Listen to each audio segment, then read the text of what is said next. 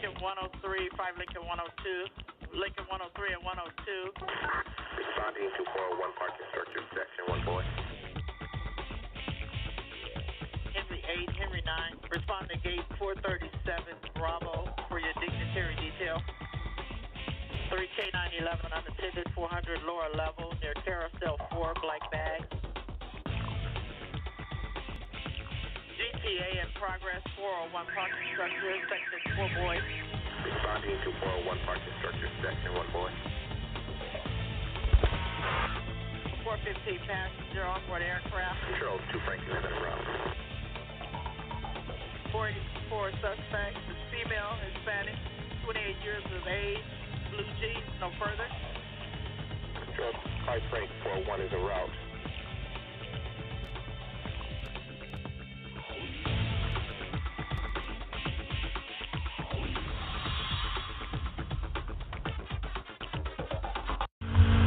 Hello everyone and welcome to this edition of the Loss Prevention Zone, the LP Zone, where it's all about retail security, loss prevention, mall public safety. We're glad that you're joining us today. I'm your host, Rick McCann. This program is sponsored by Private Officer International, a security and law enforcement association. Public safety officers, campus officers, bail, bondsmen, bail agents, law enforcement. We've got a lot of great benefits for you. Training.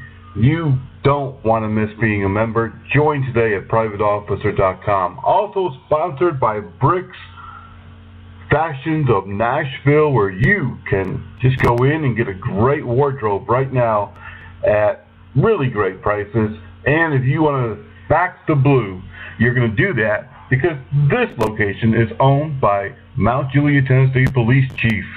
We also have great sponsors in 1-800-TIME-CLOCK, where you can get the latest top-notch, high-tech patrol software to monitor your security staff. And if you're looking for new body armor, you're looking for to equip yourself, your officers, please check out Body Armor USA. They've got what it takes to protect you.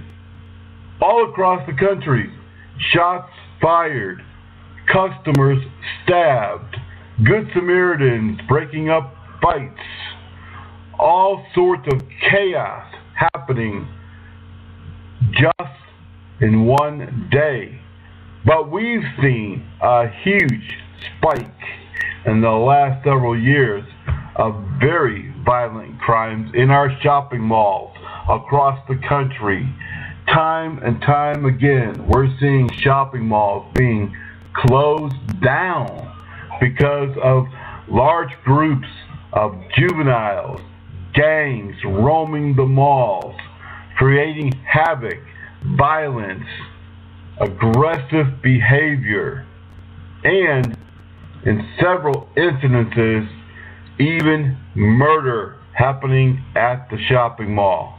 We're also, on the other hand, seeing an increase, an uptick in violent shoplifting. Stores across the country are reporting that shoplifters are taking drastic measures to escape when approached by store personnel, LP agents. This is not just an every once in a while occurrence. This is happening daily.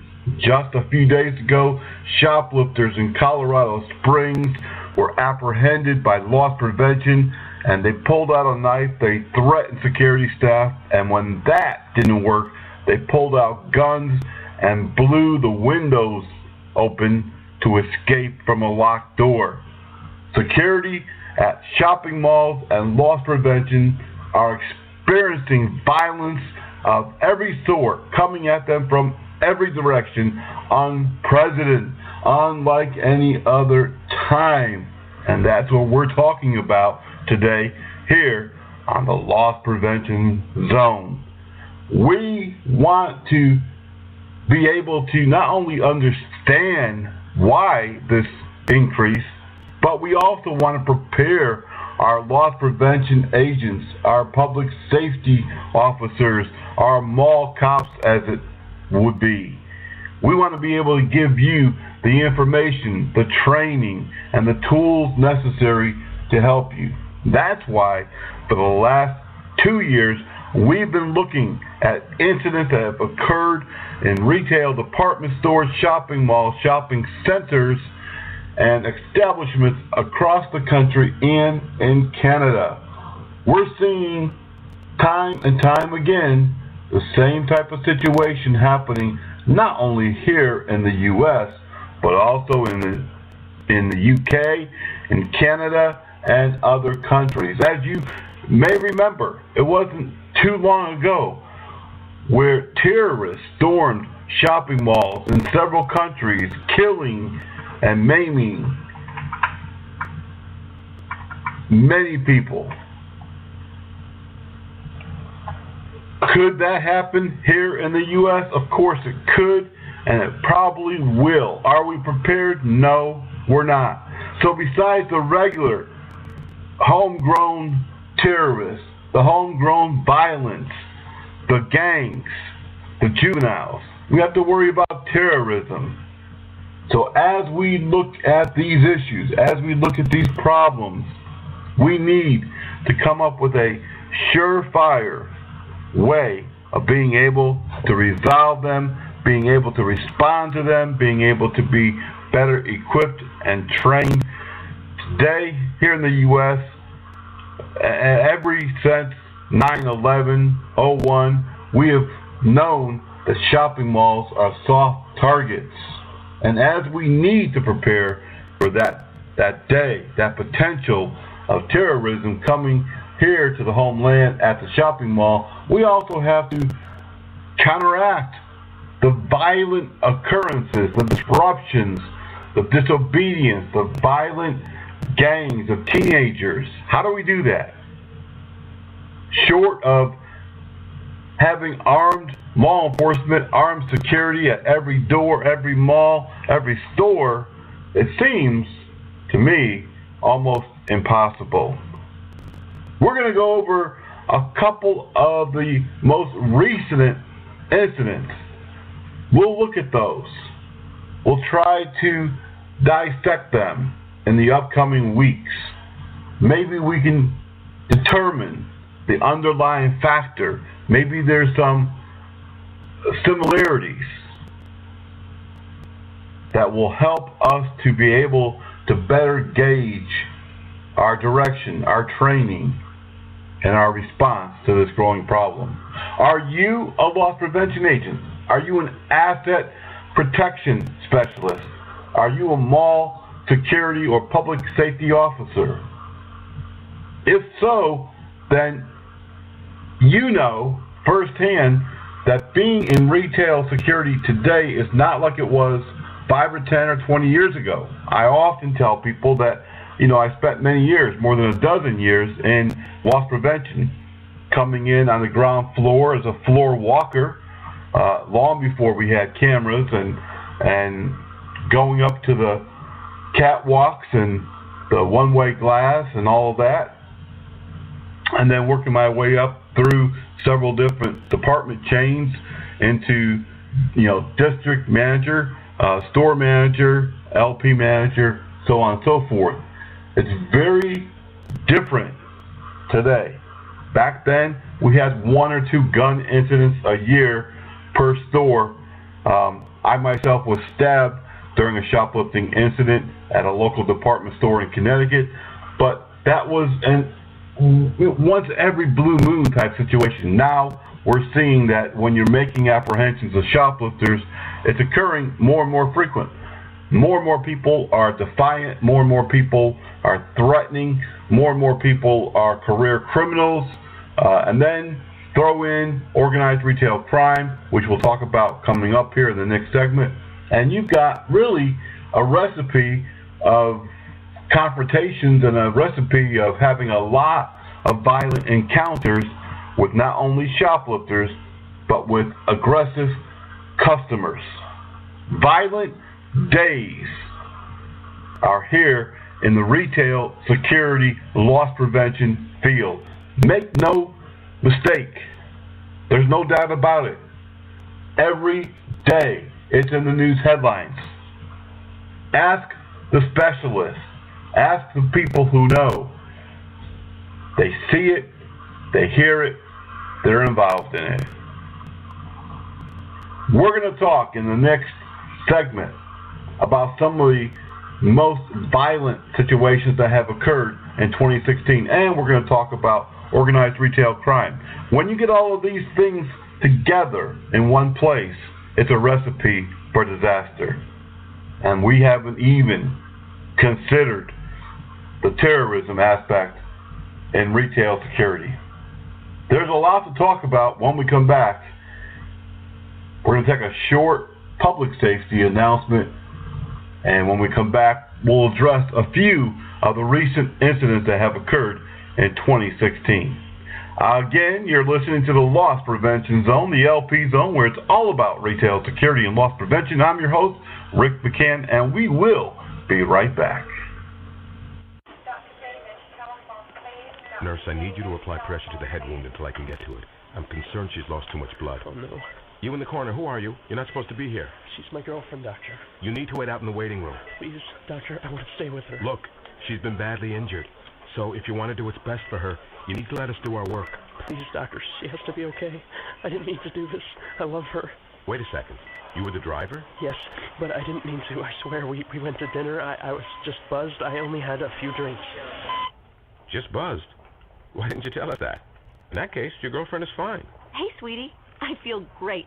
You want to get out of here? I can't believe this. Really, Doctor? She's really okay? What, are you kidding? No, not really. Nurse, get me a suture kit. Stat. Buzzed driving. Maybe we should stop acting like it's no big deal. Buzzed driving is drunk driving. A public service.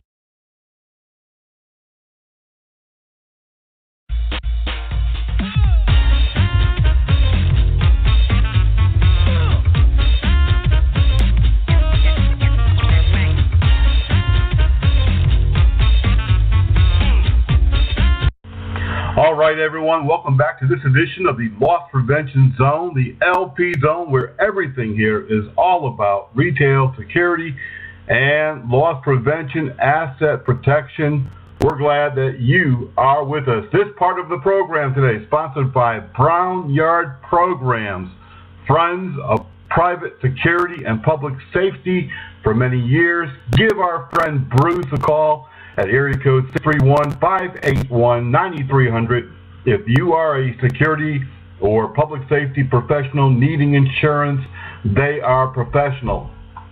While big box and shopping mall giants are dwindling drastically across the country, actually, closing and suffering financial losses, many of the big box stores, Sears and Kmart's and Target, Radio Shack, and many others, shuttering many of their stores, while shoppers preferring the ease of online shopping. Like me, I didn't even go to a mall or a store for Christmas.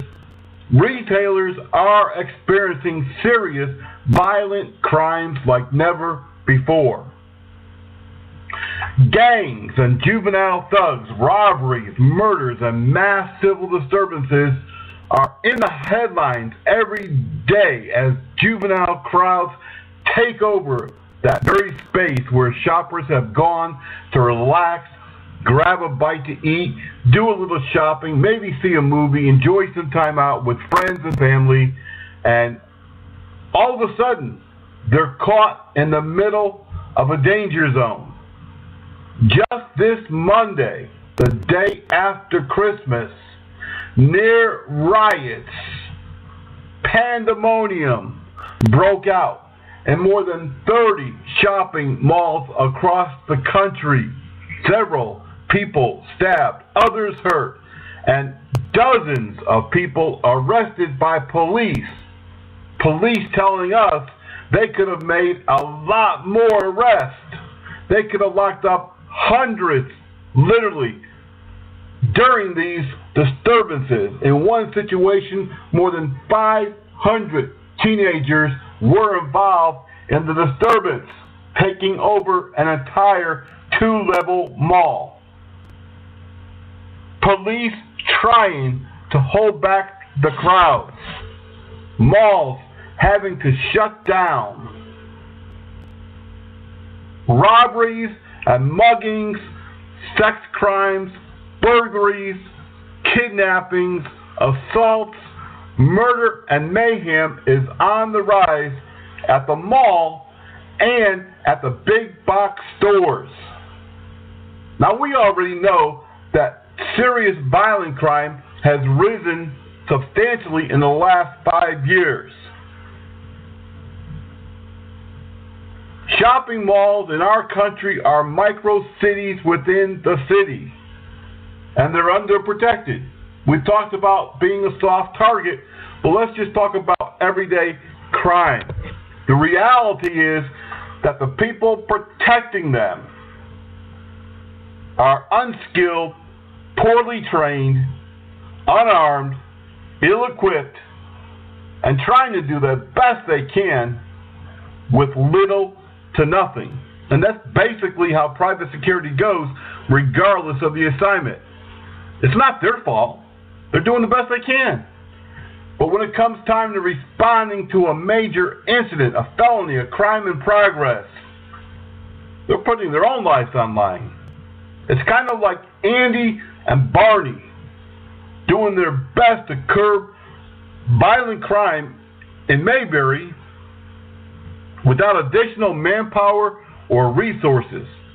Now you know, and I know, it's going to be useless, futile, and unsuccessful. Frankly, I'm really surprised that there's not more violent crime than there is in our shopping malls and big boxes, because it could be worse, and that is just the facts. Shopping malls today and big boxes today are where predators and criminals and thugs and teenagers go to commit their crimes, to do their thing, because they know they can get away with it. They know that they can perpetrate their crimes on the innocent. And who's going to stop them? Who's going to respond?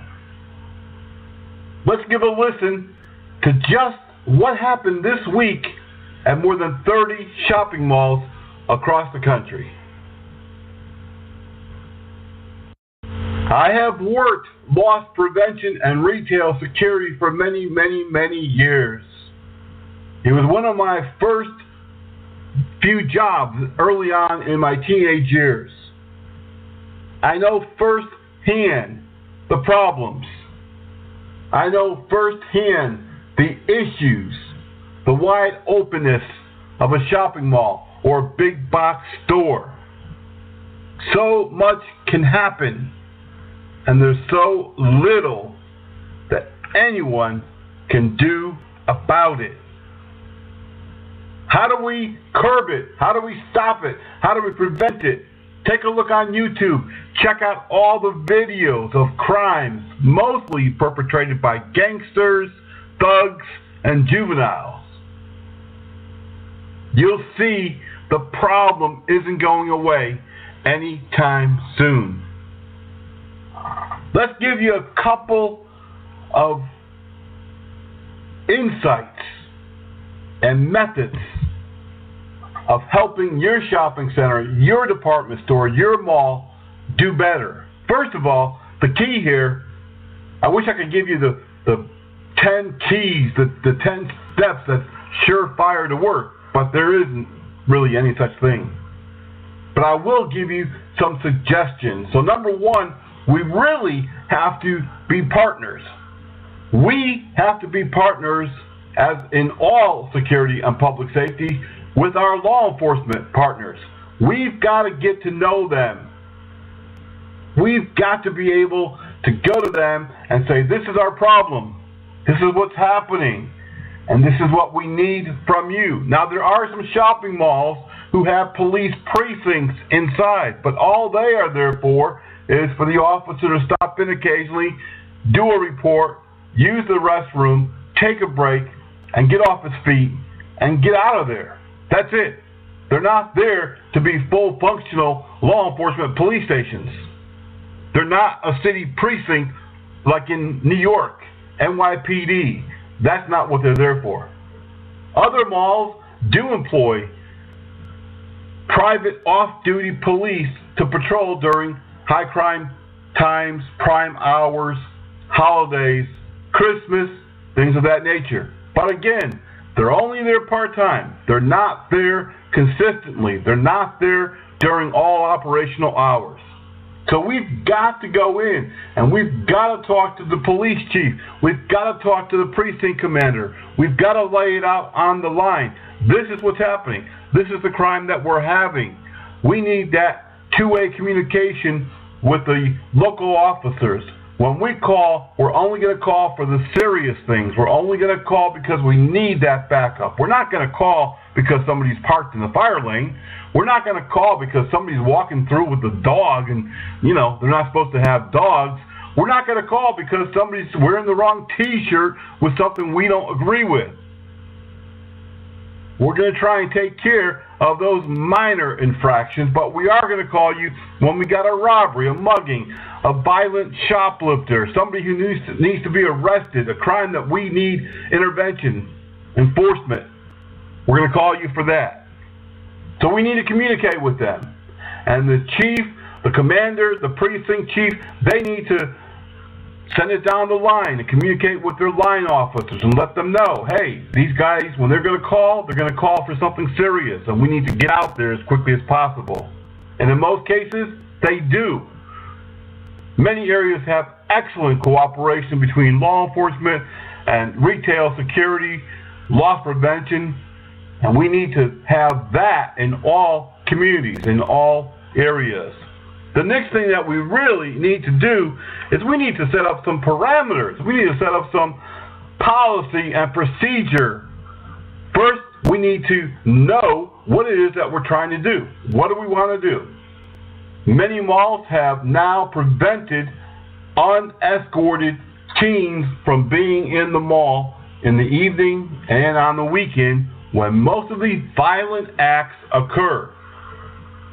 So now when they come to the mall, when they come to the store, they've got to bring an adult escort. And that has cut down on many of the problems.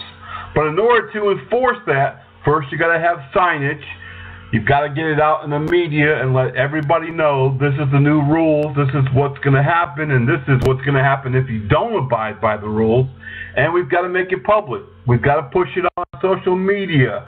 We've got to let the public know. We've got to contact our media friends, our local TV and newspapers, and let them know that this is the new policy. But not only should we have those policies in place, but we really need to have a process to enforce that.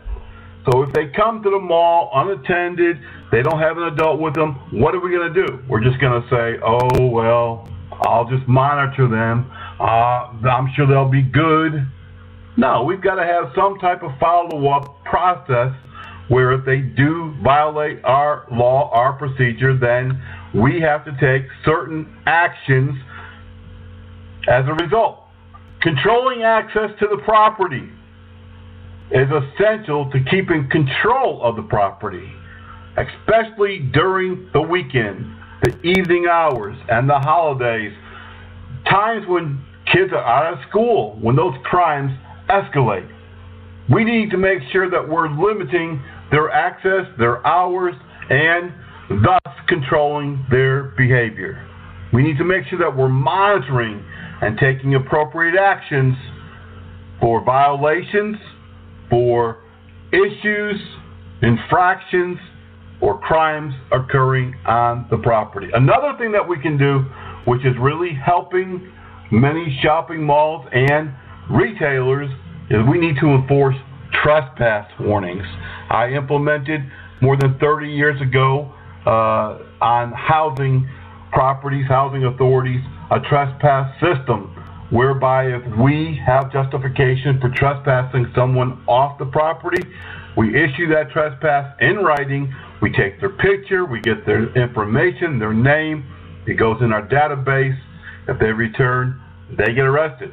There's no ands, ifs, or buts. We shouldn't give people options. Oh, well, you've been trespassed. You committed a crime. You were a problem. But, you're probably not going to be a problem today. You look like you're going to be compliant. You look pretty happy today. Maybe I'll just take a chance on you. If you do that, you have no consequences, no follow-up to the rules, and therefore, they're not going to abide by them. It's just like having kids. If you tell them, Johnny, pick up your room, and Johnny doesn't pick up the room, all right, Johnny, I'm picking your cell phone, pick up your room, and he doesn't pick up his room, and you don't take his cell phone, there's no consequences for the action. So you've got to make sure that you follow up with those corrective steps. The next thing that you can do is you got to know the law. Every security, public safety officer, police officer, private police officer, anybody working in this business, you got to know the law. And every state's a little bit different. The language is a little bit different. You have to understand what true trespassing is, what disorderly conduct is, public intoxication, shoplifting, felony theft. All of that dictates what you're going to do, how you're going to respond, and whether or not you can take any legal action. Know the law. You also need to enforce the law. If it's against the law to trespass, if it's against the law to be disorderly in public, if you give the person a warning for those minor offenses and they don't obey, they're non-compliant, you need to make sure that they're criminally charged and that they answer for their crimes. And of course, we want to make sure that the message gets out loud and clear that, hey, if we do break the law at this location, we're going to get in trouble. We're going to be arrested. We're going to be subject to going to court, maybe going to jail, and they don't play games here at this location, whether it be a shopping mall, a store, whatever it might be. Make sure that we get the message out, post it loud and clear on our social media, in the press, on signs, whatever it might be, to get that message out that these are the rules and this is the result if you don't follow through, if you don't behave yourself. If you break the law, expect to be arrested. The broken window theory is something that has been around for many years. Now, some communities, it really helped. It made a big difference. It took care of everyday little offenses that eventually turn into huge offenses if unchecked. Now, some communities recently have gotten away from that. New York City, one of the largest, who recently abandoned that policy under more liberal leadership. People shouldn't be penalized because they live in a bad neighborhood and they want to do bad things, so on and so forth. On private property, it's a little bit different. It's your property. You control it. If you say they shouldn't be loud and disorderly, then that's the law. If you say that they shouldn't smoke inside the building, then that's the law. And if they don't obey the law, then you can get them to either leave the property or be forcefully taken away from the property by law enforcement. We want to talk about, in part 2 next week, really the technical aspect of enforcing the law within private property, within the mall, within the store. Now, loss prevention, they make thousands, hundreds of thousands of detentions and arrests across the country every year. More than 1 million actually was made last year by loss prevention. So they understand that they have certain authority. So next time, next week, when we are back on the LP Zone, we're going to be talking about what your authority is as the agent of the property. But until then, be safe, be blessed, and we will see you right back here on the radio